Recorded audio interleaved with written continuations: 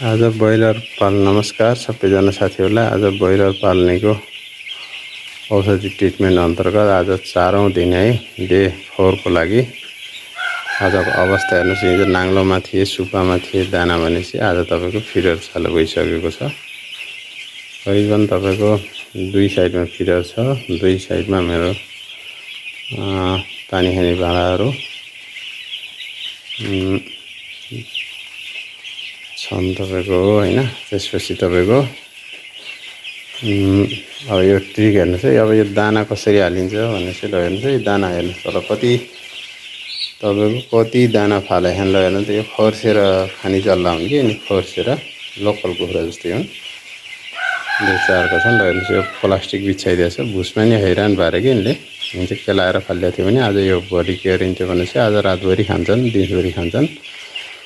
भोलि यो दाना साइड लगाएर यो सबै लोकल कुखुरा बाख्रा साख्रालाई केलाउने सुकाउने गरेर दिने हो।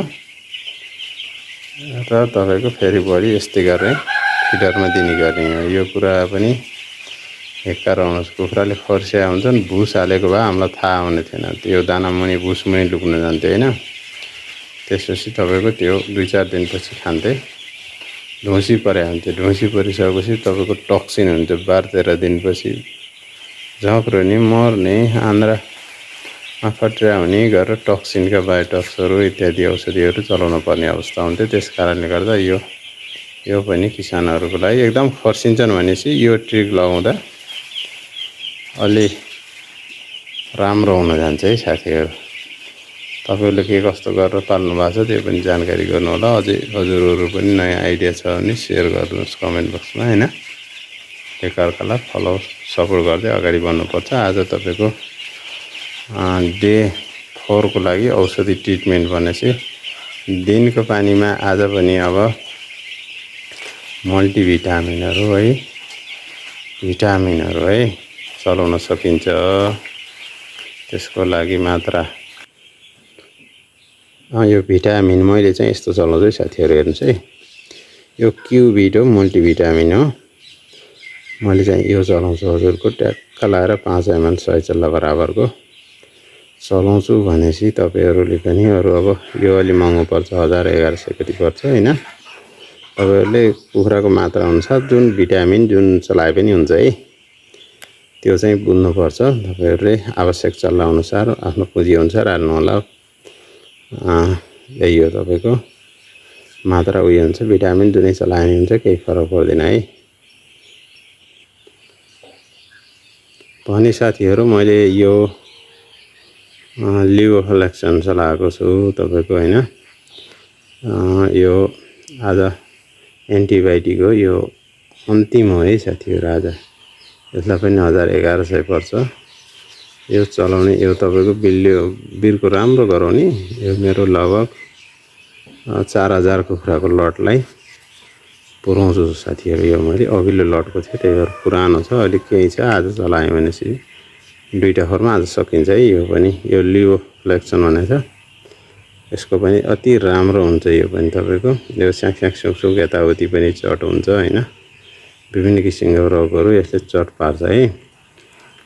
यसको मात्रा तपाईको रातिमा मैले यही दिइरहेको छु। रातिमा तपाईको 1 ml 1 लिटर हैन पानीमा हालेर ट्याक्क रातिको समयमा दिने हो।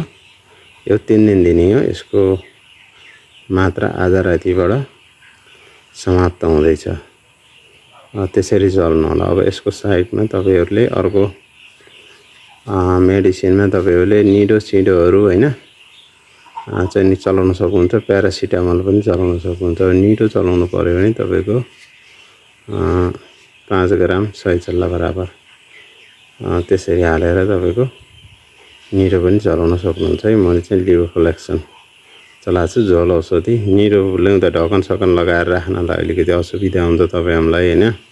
त्यो डेट स्क्वायर हुन्छ। यो चाहिँ तपाईको मज्जाले यहाँ डेट हेर्ने, डेट हेरिसकेपछि हजुरको युज गरेर बेसरी तपाईको ढकन लाएर राख्ने भने हजुरको जति पनि पुग्छ यसले है। चलाउन जति पनि सजिलो हुन्छ।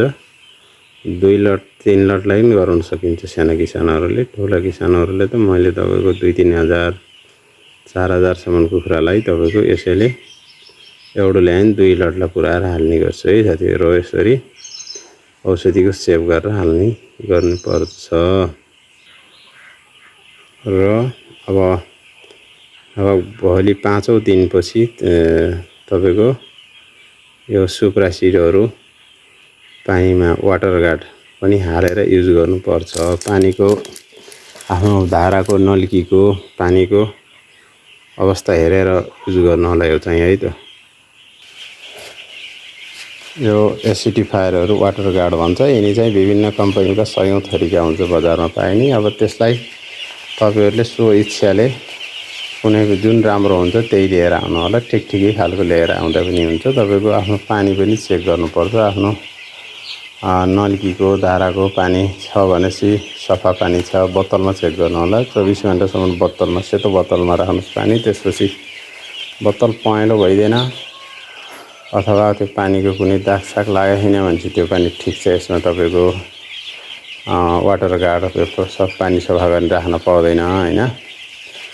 अरु बोतल पहेँलो हुन्छ केही धब्बा केही पानीको सेतो बोतलमा राख्दा 24 घण्टासम्म केही देखिने इफेक्ट देखायो भने त्यसको लागि तुरुन्त यो वाटर गार्ड पानीमा हालेर कुखुरालाई 4-5 दिनपछि युज गर्न सकिन्छ है त साथीहरु। त्यही भन्दै अब यो तरिकाको 4